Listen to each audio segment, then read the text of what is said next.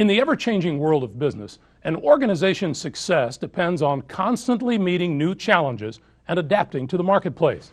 I'm Greg Gumbel. From e-commerce to investing, business strategies to human resources, join me as we take a closer look inside the workings of the modern global economy. Welcome to the Economic Report.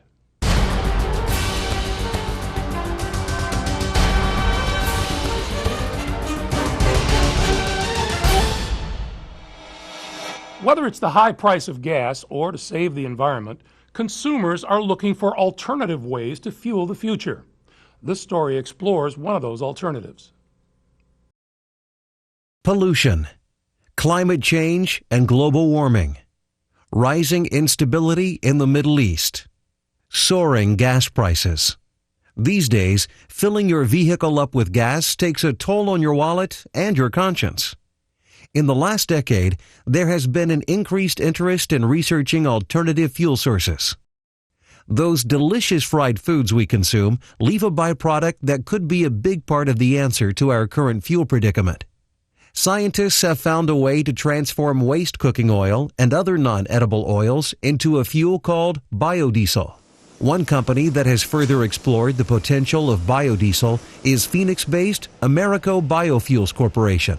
There are several advantages of biodiesel. Let's break them down into three broad categories. First, they're more environmentally responsible. We reduce tailpipe emissions, and the product is as biodegradable as sugar and less toxic than table salt. Second, we're keeping dollars at home here in the U.S. By taking a waste product and turning it into clean-burning fuel, we're reducing the amount of fuel we have to buy from foreign sources. And third, it provides better lubrication for the engine. This gives us less maintenance for the engine and greater engine longevity.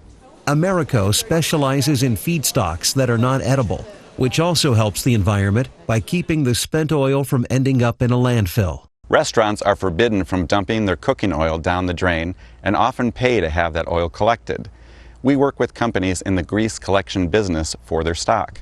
Unlike ethanol, which is commonly made from corn and other starchy crops, biodiesel does not compromise the world food supply. Additionally, locally produced biodiesel displaces foreign oil imports. We are certainly in an economic crisis when it comes to oil. We cannot leave our economy and indeed our safety in the hands of unstable and often hostile nations. Biodiesel is one component in the steps that we must take to break our addiction to foreign oil.